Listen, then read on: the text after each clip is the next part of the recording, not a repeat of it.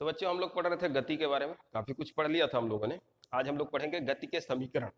गति के समीकरण क्या है? देखिए, गति से संबंधित कुछ पद हैं या कुछ चर हैं, जैसे कि वेग, प्रारंभिक वेग, त्वरण, दूरी। इन सब में जो संबंध व्यक्त किए जाते हैं उन्हीं को कहा जाता है गति के समीकरण। तो मुख्य रूप से हम लोग चार चरों पे विचार करेंगे। कौन कौन से? चलिए इनको नाम से पहचान लीजिए। प्रारंभिक वेग स्मॉल यू। स्मॉल यू क्या है? प्रारंभिक वेग है। ठीक, यहाँ पे लिख दे रहा हूं, ये क्या है? प्रारंभिक वेग। वेग का मतलब तो समझते हैं। प्रारंभिक वेग मतलब जब गति शुरू हो रही हो तो उस समय पिंड का जो वेग है। ठीक, जैसे मैं इसको अगर यहाँ से छोड़ू तो ये गति करना शुरू कर देगा, तो यहाँ से छोड़ते समय इसका वेग क्या है? शून्य। तो इसका प्रारंभिक वेग क्या हुआ? शून्य। तो प्रारंभिक वेग को किस अक्षर से दिखाते हैं? स्मॉल यू से। ठीक, वी। वी होता है अंतिम वेग। अंतिम वेग मतलब जब गति समाप्त हो रही है उस समय पिंड का जो वेग होता है उसे कहा जाता है अंतिम वेग, और इसे किससे दर्शाते हैं? स्मॉल वी से। नेक्स्ट देखिए, ए। ए को हम लोग कहते हैं त्वरण। ए क्या होता है? त्वरण होता है। ए को त्वरण कहा जाता है। एस। एस से हम लोग दिखाते हैं दूरी को, पिंड द्वारा तय की गई जो भी दूरी होती है। और टी। टी तो आप लोग जानते ही हैं, समय होता है। अब इन सब में जो संबंध होते हैं इन्हीं को कहा जाता है गति के समीकरण। तो गति के कुल मिला के तीन समीकरण। ठीक, इन तीनों समीकरणों को देख लीजिए। गति का प्रथम समीकरण, पहला समीकरण है v is equal to u plus a t. v यानी अंतिम वेग बराबर प्रारंभिक वेग धन त्वरण गुणे समय। ठीक, ये है गति का प्रथम। अब गति का द्वितीय समीकरण देखिए। गति का द्वितीय समीकरण क्या है? Second equation.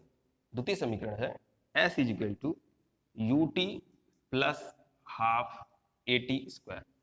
इसको कहा जाता है गति का द्वितीय समीकरण। ये दूरी, प्रारंभिक वेग, त्वरण और समय में संबंध को प्रदर्शित करता है। गति का तृतीय समीकरण क्या होता है? देखिए, v square is equal to u square plus two a s, plus two a s. ये क्या है? ये है गति का तृतीय समीकरण, यानी गति का तीसरा समीकरण।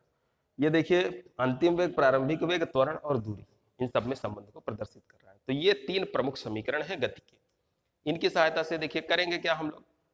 आंकिक प्रश्न बहुत सारे दिए होंगे जिनमें कोई दे के कोई पूछ लिया जाएगा, जैसे वेग, प्रारंभिक वेग दे करके त्वरण पूछ लिया गया। ठीक, ऐसे प्रश्न बनेंगे तो उनमें हम इनका प्रयोग करेंगे। ये तीनों समीकरण आपको याद होने चाहिए, और साथ ही साथ इनमें जिन अक्षरों का प्रयोग किया गया है उनका मतलब आपको पता होना चाहिए। जैसे v प्रारंभिक वेग है, u नहीं, v अंतिम वेग है, u प्रारंभिक वेग है, स्मॉल a त्वरण है, s दूरी है, t समय है। ये सारी चीजें आपको पता होनी चाहिए। अब कुछ और तरीके से इसको हम लोग समझते हैं। देखिए, त्वरण ए, वेग परिवर्तन की दर को त्वरण कहते हैं। अगर वेग घट रहा होता है तो परिवर्तन की दर ऋणात्मक होती है, उस दशा में त्वरण को क्या कहते हैं? मंदन कहते हैं।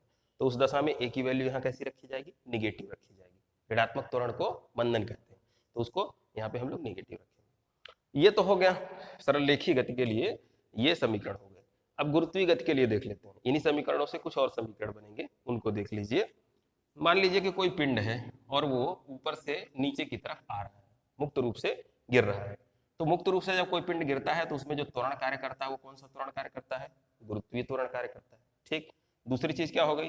तब हम उसके द्वारा तय दूरी को दूरी ना कह के क्या कहते हैं? ऊंचाई कहते हैं। तो ऊंचाई हो जाती है यच।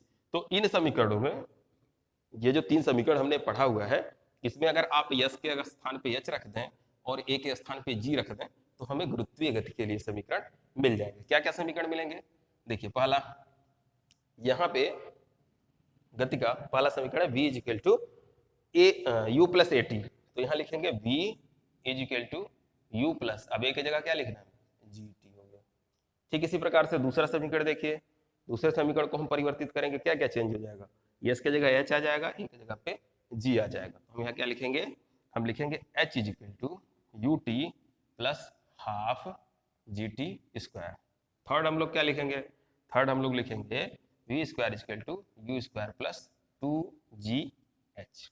ठीक, अब यदि यही पिंड हमारा ऊपर से नीचे ना आके नीचे से ऊपर की ओर फेंका जाए, तो अगर ये पिंड नीचे से ऊपर की ओर फेंका जाएगा, ऐसे देखिए नीचे से ऊपर की ओर, तो होगा क्या? त्वरण अभी भी जी ही कार्य करेगा, किंतु वो गति के विपरीत दिशा में यानी नीचे की तरफ कार्य करने लगेगा।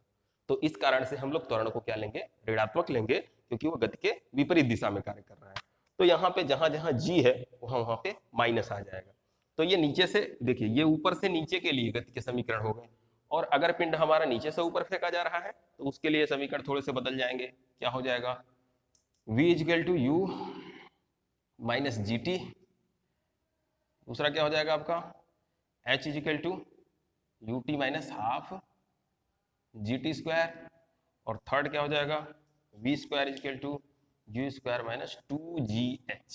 तो ये भी गुरुत्व के अधीन गति के लिए समीकरण है, लेकिन कब के लिए है, जब पिंड हमारा नीचे से ऊपर की ओर फेंका जाए। तो ये सारे हो गए बच्चों गति के समीकरण। अब इसके बाद हम लोगों को पढ़ना है गति का ग्राफीय निरूपण। तो हम लोग देखेंगे कि कौन कौन से ग्राफ हम लोग खींचते हैं पिंड की गति को व्याख्यायित करने के लिए। ठीक है, तो ये सारी चीजें हम लोग नेक्स्ट लेक्चर में